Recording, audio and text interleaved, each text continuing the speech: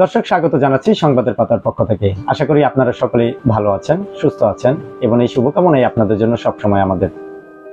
দর্শক, আমরা অনেকেই আমাদের মেইল অ্যাড্রেসে আপনাদের বিভিন্ন জীবনের অনেক ঘটনা নিয়ে এবং বিভিন্ন সমস্যা সংক্রান্ত নিয়ে আমাদেরকে কিন্তু ইমেল করে থাকেন এবং আমাদের অফিসিয়াল ফেসবুক পেজে বিভিন্ন সময় কিন্তু আপনারা মেসেজ করে থাকেন। সেই সময় আমাদের খুব একটা বেশি না হলেও কিন্তু আমরা অবশ্যই সেই সমস্ত লোকের সাথে যারা ভুক্তভোগী হয়ে থাকেন বা তাদের বিভিন্ন ধরনের সমস্যায় ভুক্তভোগী যে সমস্ত ব্যক্তিরা আমাদেরকে যোগাযোগ করার চেষ্টা করে থাকেন, তাদের সাথে আমরা যোগাযোগের মাধ্যমে যোগাযোগ করেই কিন্তু তাদের সাথে আমরা আলোচনা করি, তাদের জীবনীগুলো আপনাদের মাঝে তুলে ধরার চেষ্টা করি। দর্শক, এই মুহূর্তে আমি এমন একজন ব্যক্তিকে আপনাদের মাঝে তুলে ধরার চেষ্টা করছি। সে হচ্ছে শরীয়তপুর নড়িয়া উপজেলার ঘড়িসার ইউনিয়নের সুজাবাদ গ্রামের সঞ্জয় পাল। তিনি আমাদেরকে একটা বিষয় অবগত করেছেন। বেশ দীর্ঘদিন, অনেকদিন যাবৎ, বেশ কয়েক বছর যাবৎ তিনি তার জমি সংক্রান্ত বিষয়ের উপর ভুক্তভোগী আছেন। সেই বিষয়টা নিয়ে আমরা সরাসরি তার কাছে চলে যাব। তার এই জমি সংক্রান্ত বিষয়ের উপর তিনি কি ধরনের ভুক্তভোগী আছেন এবং সেই বিষয়টা আপনাদের মাঝে তুলে ধরার চেষ্টা করব। ততক্ষণ আমাদের সঙ্গেই থাকুন। দাদা, কেমন আছেন আপনি? হ্যাঁ, আমি ভালো আছি। আপনি কেমন আছেন? আলহামদুলিল্লাহ। আচ্ছা, সংবাদের পাতার পক্ষ থেকে আপনাকে স্বাগত জানাচ্ছি দাদা। সংবাদের পাতাকে আমার ব্যক্তিগত তরফ থেকেও ধন্যবাদ এবং শুভেচ্ছা জানাচ্ছি। তবে দাদা, আপনার কাছ থেকে আমরা একটা বিষয় জানতে চাচ্ছি। আপনি বেশ কিছুদিন যাবৎ আপনি আমাদেরকে মেইল করেছিলেন, আমাদের সাথে যোগাযোগ করার চেষ্টা করেছেন। আপনি আপনার যে পারিবারিক সম্পত্তি নিয়ে বেশ অনেক বছর যাবৎ আপনি ভুক্তভোগী আছেন। অ্যাকচুয়াল আপনি কি ধরনের সমস্যায় আছেন এই জমি সংক্রান্ত বিষয়ের উপর, এবং আপনি এখনো পর্যন্ত এই সমস্যাটা কতদূর পর্যন্ত আপনার গিয়ে দাঁড়িয়েছে, এই বিষয়টা যদি একটু আপনি খোলামেলা বলতেন এবং সম্পূর্ণ ঘটনাটা যদি তুলে ধরতেন। হ্যাঁ, সংবাদের পাতাকে আমার তরফ থেকে অনেক অনেক অভিনন্দন এবং ধন্যবাদ। আমার বিষয়টা জানতে চাওয়াটা, আমি যে এখানে বলতে পারবো সেটাও আমার একটা আনন্দ। কারণ কোর্ট কাছারি, সরকারি দপ্তর, প্রশাসন, কোথাও যেয়ে আমি ন্যায় বিচারটা পাইনি, কোথাও বলার মতো কোনো সুযোগ পাইনি। বারবার একের পর এক শুধু আমি তাদের কাছে সমাধানই চেয়েছি, কিন্তু কোথাও সমাধানটা আমি পাইনি। তারই ধারাবাহিকতা আমি আপনাদেরকে কিছু তথ্য এবং ডকুমেন্টস দেখাই। এগুলা দেখে দেশের জনগণ আপনারাই বিবেচনা করে আমাকে বলবেন যে আমি কোথায় গেলে সমাধান পাবো। আমি সেই জিনিসগুলো আপনাদেরকে দেখাচ্ছি। আচ্ছা, আমাদেরকে একটু দেখানো আপনার যে সমস্যাটা আছেন। সমস্যাটা আগে আমি যে অভিযোগ করতেছি যে আমি আমার সম্পদ নিয়ে ঝামেলা ভোগ করতেছি। একটা চক্র দখল করার জন্য 8 বছর যাবৎ পায়তারা করতেছে এবং বিভিন্ন ধরনের কৌশল অবলম্বন করতেছে। তার শুধু মুখে কথাই নয়, আমি তার প্রমাণ আপনাদের মাঝে তুলে ধরছি। আগে আমি যে দাবি করি অতএব আমার মালিকানাটা আপনাদেরকে দেখাই। এটা একটু দয়া করে আগে দেখেন। এই 3টা 7 কলা দলিল মূলে আমার বাবা পুরাকৃত মালিক 59% সম্পত্তি। এখান থেকে আমার বাবা 14% ভূমি এই বাড়ির একজন অংশীদার সকিনা খাতুনের কাছে আমার বাবা বিক্রি করছে। আচ্ছা, তো এই বাকি সম্পদটা নিয়ে আজকে 8 বছর যাবৎ তারা নাকি আমার বাবার কাছ থেকে কিনছে বলে একের পর এক যত ধরনের হয়রানিমূলক মিথ্যা মামলা। আচ্ছা, 1 মিনিট, আমরা দুঃখিত, আপনাকে আরেকটু সময় নিতে চাচ্ছি। হ্যাঁ, বলুন। যার সাথে আপনার জমি সংক্রান্ত বিষয়, সেই ব্যক্তিটার একটু যদি পরিচয় উল্লেখ করতেন। হ্যাঁ, পরিচয় আমি অবশ্যই বলবো। শুধু একজন না, এদের সাথে মোটামুটি আমার পরিচিত জানা মতে কয়েকজন আছে এবং এদের সাথে কোনো বড় ধরনের কোনো গ্রুপ জড়িত বলে আমি মনে করি। আমরা জানতে চাচ্ছি যার সাথে আপনার জমি সংক্রান্ত বিষয় ঝামেলা, তার পরিচয়টা এই একই বাড়িতে আমরা বসবাস করি। 1 নাম্বার, তার নাম হলো সত্তর হাওলাদার। আর পিতা কালু হাওলাদার। একই বাড়িতে বসবাস করি। এই প্রথম ঘটনার সূত্রপাত করে শুরু করে, তারপর একে একে এর সাথে কয়েকজনই জড়িত পাওয়া যাইতেছে। এক একজন এক এক ধরনের বিভিন্নভাবে মামলা মোকদ্দমা করছে একই বাড়িতে। তার মানে একটু জানতে চাচ্ছি, সত্তর হাওলাদার, আপনি সঞ্জয় পাল, হুম। আর সে হলো সাত্তার হাওলাদার। অতএব সে আপনার জাতগতভাবে তো দুই ধর্মের। হ্যাঁ, তাও ঠিক। সঠিক। তাহলে সে আপনাদের জমিতে কি ক্রয়, সে আপনাদের জমি? হ্যাঁ, ক্রয় করছে, যার কাছ থেকে হোক সে ক্রয় করছে, ক্রয় সূত্রে মালিক আছে। আচ্ছা আচ্ছা। তবে সে যা ক্রয় করছে, যা দাবি করে, তার চেয়ে বেশিও যদি খায়, আমার কোনো অভিযোগ তার উপরে নেই, কারণ এই বাড়িতে অনেক জায়গা। আচ্ছা, আমরা পূর্ণ ঘটনার সূত্রটা শুরু থেকে ঘটনার সূত্রটা সেটি আমি এখন, আপনি পরিচয়টা জানতে চাইলে তাই আমি পরিচয়টা দিলাম। এখন ঘটনার বিবরণটা বলেন। তো এখানে আমার বাবা কিনার থেকে 14% বিক্রি করে, আর বাকি জায়গাটা আমার বাবা আমাদের জন্য রাইখা সে মারা যায়। তো মারা গেলে ওই জায়গাটারে আমরা আবার আমাদের নামে এসে একটা মিউটেশন করে আনি, কারণ সরকারকে খাজনা পরিশোধ করতে হবে। দলিল দিয়া তোর খাজনা দেওয়া যাবে না, আমার বাবা এটা কিনা মালিক।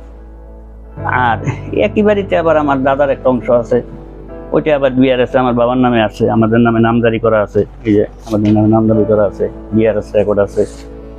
আর আমার বাবার যেটা কিনা, সেই জায়গাটা নিয়ে মামলা করে সর্বশেষ ভূমি আপিল বোর্ডে যাইয়া চূড়ান্ত হয়, নিষ্পত্তি হয়। এখান থেকে অনুমোদন দেওয়ার পরে আমি এই বিআরএস মিউটেশন পাই। এরপর আচ্ছা, এটা পর না, এটা হলো পরে, কিন্তু আগের থেকে অনেক মামলা মোকদ্দমা গেছে। যেমন আমার এই জায়গার উপরে, এই মিউটেশন করা জায়গার উপরে একটা ঘর নির্মাণ করতে গেলে সাত্তার হাওলাদার আমাদের বিরুদ্ধে 144 মামলা করে। এটা 144 মামলা করে। মামলা করার পরে আমাদের ঘরের কাজ, ঘর উড়ানের কাজ বন্ধ রইল, কারণ কোর্টে মামলা, আমরা কোর্টকে সম্মান করি, শ্রদ্ধা করি, মান্য করি। কোর্ট থেকে নির্দেশ দিছে কোনো আইন ভঙ্গ যেন না হয়, ওই সুবাদে আমরা ওই জায়গাটা বন্ধ রাখছি। আচ্ছা। এই রাখা সত্ত্বে তারপর দিন তার ওয়াইফ যে আবার আরেকটা মামলা করে, একই মামলা। মানে একদিন নাগাদ আবার তার স্ত্রী আবার আরেকটা মামলা করে, যেমন সোমমঙ্গল, আচ্ছা, সমান বা রবি সোম, এমন ভাবে দুইটা মামলা করে। একটি কথা বোঝা যায় যে মানে 24 ঘন্টার অভ্যন্তরে আরেকটি মামলা তার স্ত্রীর মাধ্যমে, একই মামলা, একই সব বাদী দুইজন। আচ্ছা, মামলা করলো, কাজ বন্ধ। তো বন্ধ হতে আমাদের ওই জায়গাটা বেদখলের মতো, যখন ওই জায়গাটা আমরা দখল করে খাইতে পারি না, এটা সরকার কাজ করতে না করছে, আমরা করি নাই। তারপরে মামলা শেষ হওয়ার পরে আমি থানায় অভিযোগ করি। অভিযোগ না মানে একটা সমাধান চাইছিলাম, এটা সমাধান করিয়া তাদেরটা তারা খাও, আমারটা আমি খাই, মাইপিয়া সেপারেটিয়া জলটা শেষে খাই। তবে সে কি করলো, ওইটা নাই করিয়া সে আবার আরেকটা মামলা দায়ের করলো, যাতে থানায় আমাদের এটা সমাধান করে না দিতে পারে। তার মানে আপনি চাচ্ছিলেন স্থানীয় যে থানা আছে, ওসি সাহেবের মাধ্যমে এলাকার গণ্যমান্য থাকবে, আচ্ছা, জিনিসটা একটা সুষ্ঠু সামাজিক অবস্থান নিয়ে যা গেছে পিছনে যা করে নিয়ে বাড়াবাড়ি আমি করতে চাই না, করার ইচ্ছা আমার নেই।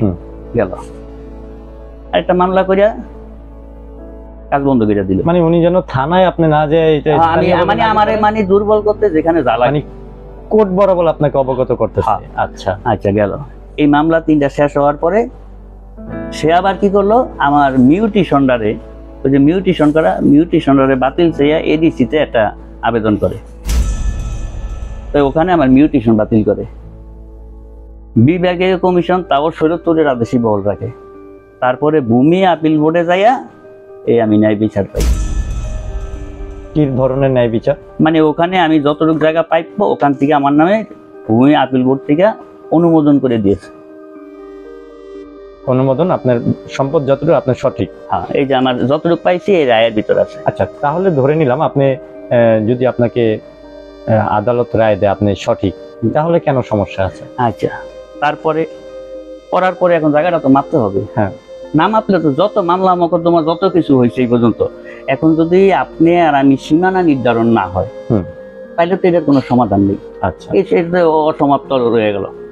এই জন্য আমি শান্তির দিকে তাকাইয়া এসিলেন মহোদয় বরাবর সার্বিয়ার চেয়ে একটা আবেদন করি, জায়গা সমন্বয় করে মেপে দেওয়া, বুঝে সীমানা নির্ধারণের জন্য সার্বিয়ার নিয়োগ দিয়ে যাদের সীমানাটা নির্ধারণ করে দেয়। আচ্ছা, তো এসিলেন মহোদয় সার্বিয়ারকে অর্ডার করছে, কিন্তু সার্বিয়া সেটা দেয়নি। তো না দিয়ে সে আমার কি করলো, বললো যে আপনি শরীয়তপুর রিভিনিউতে একটা আবেদন করেন, ওখান থেকে যদি আপনাকে নির্দেশ দেয় তাইলে আমরা মেপে দিয়ে আসবো। তখন আমি আবার তার কথা মতো জেলা প্রশাসক বরাবর একটা লিখিত আবেদন করি যে সার্বিয়া দিয়ে আমার সীমানাটা নির্ধারণ করে দেওয়া হোক। তাই ডিসি মহোদয় অর্ডার করছে, এই যে তাদের কি অর্ডার করছে একটু আপনি কষ্ট করে দেখেন। আচ্ছা, পেলাম। প্রয়োজনীয় ব্যবস্থা নেওয়ার গ্রহণের জন্য বিধি মোতাবেক ব্যবস্থা গ্রহণের জন্য নির্দেশ করা হলো। ডিসি মহোদয় এসিলেনকে নির্দেশ করছে এবং সদয় অবগতির জন্য উপজেলা নির্বাহী অফিসারকে বলা হয়েছে। এখানে উল্লেখযোগ্য আছে। আছে? জি।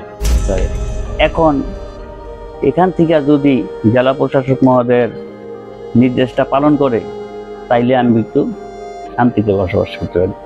আমি কিন্তু কারোর সম্পদ বলি না আইনকে যে আরেক যন্ত্রণায় 100টা সম্পদ আমার আইন দাও, আমি কিন্তু সেটা বলি না। আচ্ছা। বা আমার এখান থেকে যদি কেউ পায় আপনারা দিয়ে দেন, যে দুটো আছে এই দুটো আমার বুঝাই দেন। ভালো কথা। তাও আমি পাচ্ছি না। আপনি যদি যার সাথে সত্তার হাওলাদার, আপনি যাকে বললেন যে সত্তার হাওলাদারের সাথে আপনার যে জমির সমস্যাটা, তাকে এই প্রস্তাবটা করার পর সে কি পরপর আপনার প্রস্তাবটা কি রিসিভ করেছে যে সমন্বয় করে জমি বন্টন করে? এটা আমি তো তাকে বলি না, আমি তো জায়গাতে লিখিতভাবে আবেদন করি, লিখিতভাবে আবেদন করছি। তো ওখানে কি হয় রেজাল্ট সেটা তো আর আমি জানি না, কিন্তু কাজটা হচ্ছে না। এখন যে হচ্ছে না তাইলে কোথায় গেলে হবে? অন্তত জেলা প্রশাসক মহোদয় যেন এই নির্দেশটা আমাকে দিয়ে দেয়। আচ্ছা, যে আপনি আমার কাছে পাইলেন না, তবে ওখানে যান, ওখানে গেলে পাইবেন। এরপরে আর কি সমস্যাটা আছে আপনার? এই যে এখন এই যে আমার যেই জায়গা, যে কাগজপত্র দেখলেন, এই জায়গার দ্বারে আমরা যাইতে পারি না। আচ্ছা, আমরা আরেকটা বিষয়ে জানতে চাচ্ছি যে আমরা অনেক সময় দেখি যে জমি সংক্রান্ত বিষয়ের উপর স্থানীয় চেয়ারম্যান, মেম্বার বা বুঝবান যে সমস্ত ব্যক্তিরা থাকে, অনেক সময় কিন্তু এই বিষয়টা তারা সামাজিক ক্ষেত্র একটা প্রস্তাবের মাধ্যমে সমন্বয় করার চেষ্টা করে। আপনি সেই ব্যবস্থা কখনো গেছিলেন কি? আচ্ছা, তাইলে যখন বলছেন তাইলে বলতে চাইনি, কারণ আমরা হইলো আপনারা সব বুঝাইতে হইব না, আমরা হিন্দু মানুষ। আচ্ছা, আমরা অনেক কিছু বলতে চাইলেও অনেক কিছু বলতে পারি না। আপনার কি কোনো অসহায় এরকম কিছু ফিল করেন? এগুলা তো বলতে হয় না, এগুলা বুঝতে হয়। আচ্ছা, বুঝতে হয়। আর নাইলে এমন একটা জিনিস, আপনি আমার কাছে টাকা পাবেন, আপনি দাবি করছেন, আপনি হিসাব দেখান, ডকুমেন্ট দেখান, নিয়ে যান। আপনি নিবেন না, আমার জায়গায় আপনি যেতে দিবেন না। এটা কি আইন? এটা কোন দেশে আইনে আছে? এটা কেন আইন দেখে না? এই বিষয়টা কেন দেখে না? তাহলে এর কিন্তু আছে না, আরে তো দেখুক, আমার অভিযোগ নাই। আমি এখন জেলা প্রশাসক মহোদয় নির্দেশ দিছে, আমি বারবার যাইতে আছি, ঘুরাইতে আছে। আমি তো তারপরে হালাচুদির বাই করি নাই বা কোনো কথা বলি নাই। এদের আইনে যা আছে আইন মোতাবেকই করি, আমি আইনকে শ্রদ্ধা করি। আচ্ছা, আরেকটা বিষয় জানতে চাচ্ছিলাম যে অনেক সময় দেখা যায় যে আপনার স্থানীয় কিছু আধিপত্যের একটা অনেকের ক্ষেত্রে এরকম হয়, যেটা এখানে ঘটনা হুমকি এমন বহুত গেছে। আচ্ছা, হুমকি এমন বহুত গেছে। ওই মুহূর্তে যখন নাকি এইসব মামলা মোকদ্দমা কেস কালেকশন চলছে, তখন আমি অসহায়ের মতো ঘুরছি, 10 টাকা 10 টাকা খরচ করছি, কোনো জায়গায় কোনো গাফিলতি করি নাই, কিন্তু অনেক পেরেশান হয়েছি। তার মানে এইটাই যে মামলা মোকদ্দমা দে, তবে চালাইতে পারবো না, তবে জায়গা ছেড়ে দিয়ে যাইব আমি। আর আমার কথা হয়েছে এটা আমার বাবার বাড়ি, আমার না, আমার হলে দিয়ে দিতাম। আমার বাবার তো, বাবার সম্পদ যদি আমি বুঝা না খাই তাহলে তো আমি বাবার কুপুত্র, কিন্তু কুপুত্র হইতে চাই না, বাবার সুপুত্র। দরকার একটু কম খামো, বাবাই থুয়া গেছে পুরাটা খাইতে না, একটু কম খামো, তাই বলে আর থুয়া জানো কথা না। আচ্ছা, এখন সর্বোপরি আপনি কি চাচ্ছেন? এখন আমি একটাই চাচ্ছি, যদি জেলা প্রশাসক মহোদয় নির্দেশে এসিলেন্স সার্বিয়া দিয়ে আমার জায়গা মাইপা পিলার গাড়ি বুঝাই দেওয়া যায়, আমার কোনো অভিযোগ নেই, কারো প্রতি অভিযোগ নেই। আর যদি কোনো কারণবশত, যেমন আইনি প্রতিবন্ধকতা আছে, পারবে না, ওইটা দর্শাইয়া আমাকে একটা কাগজ দিবে, যে এই জন্য পারলাম না। ব্যাস, বাকিটা বলবেন।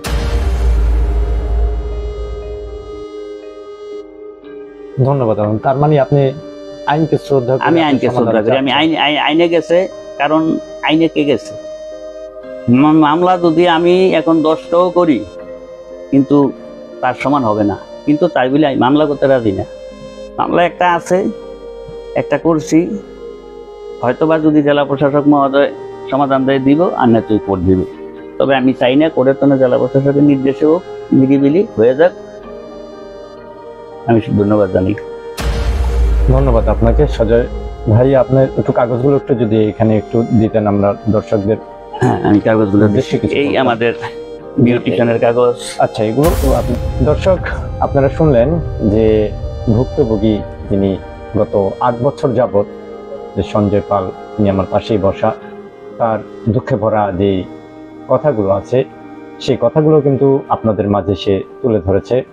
এবং একটা বিষয় আমি দেখানোর চেষ্টা করছি, এই যে আপনারা দেখতে পাচ্ছেন অসংখ্য মামলার কাগজ, একের পর এক মামলা, একের পর এক মামলা, অভিযোগ, দলিলপত্র, মানে শেষ নাই। এখন এই পরিবারটি এই সম্পত্তি নিয়ে অনেকটা ভুক্তভোগী এবং দিশেহারা। বিভিন্ন সময় স্থানীয়ভাবে যে সমস্ত সামাজিক লোকজন থাকে, স্থানীয় লোকজন থাকে, তাদের মাধ্যমেও বিচার চেয়েও সঠিক সমাধান কিন্তু তিনি পাননি। এবং আইনকে শ্রদ্ধা করে তার যেখানে যেভাবে যাওয়ার দরকার সে সেভাবেই হস্তক্ষেপ পালন করেছে। সে এখনো আশাবাদী যে আইনের প্রতি শ্রদ্ধাশীল হয়েই কিন্তু সে এখনো আশাবাদী যে সঠিক একটা সমাধান তিনি পাবেন। তিনি আর মামলা মোকদ্দমা, অস্থিরতা জীবনযাপন এগুলো চান না। তিনি চান সঠিক সমাধান, অতি সত্বর, যাতে তার এই জমি সংক্রান্ত বিষয়টি যেন আইনি প্রক্রিয়ার মাধ্যমে যেভাবে হোক এটার একটা সঠিক সমাধান আসে। সে এই জীবন থেকে, এই অস্থিরতা জীবন থেকে, এই মামলা মোকদ্দমার যে জমি সংক্রান্ত একাধিক মামলা মামলা মামলা মামলা এখান থেকে সে বেরিয়ে আসতে চায়। দর্শক, আমরাও চাই যে একটি মানুষ সমস্যায় থাকে, কিন্তু অবশ্যই তার সমস্যার সমাধান আছে, তার অবশ্যই ন্যায় বিচার আছে। তবে ন্যায় বিচারটা যেন অতি সত্বর বা অতি অল্প সময়ের মধ্যে যত সমাধান হয়। একটি মানুষ দীর্ঘ অনেক বছর যদি আদালতের প্রাঙ্গণেই তার আসা যাওয়ার মধ্যেই থাকতে হয়। বাকি কথা আপনাদের মাঝেই তুলে ধরলাম। আমরা চাই এই জমি সংক্রান্ত বিষয়ের উপর যিনি সাত্তার হাওলাদার আছে তার সাথে যেন এটা খুব দ্রুত একটি সঠিক সমাধানে চলে আসে। দর্শক, আপনাদেরকে আরেকটি কথা সংবাদের পাতার মাধ্যমে তুলে ধরতে চাই। আমরা আগামীতে এই সাত্তার হাওলাদারের কাছেও যাব। এই সঞ্জয় পালের সাথে এই জমি সংক্রান্ত মূল বিষয়টা নিয়ে তার সাথে আমরা আলোচনা করব। কেন তিনি সমাধানে আসছেন না, বা কেন তার আজকের এই জমি এখনো পর্যন্ত সমাধান হচ্ছে না, সেই পর্ব নিয়ে আমরা আগামীতে আপনাদের মাঝে উপস্থিত হচ্ছি। আশা করি দর্শক সকলে ভালো থাকবেন, সেই শুভকামনা নিয়ে আজকে আপনাদের মাঝ থেকে বিদায় নিচ্ছি। খোদা হাফেজ।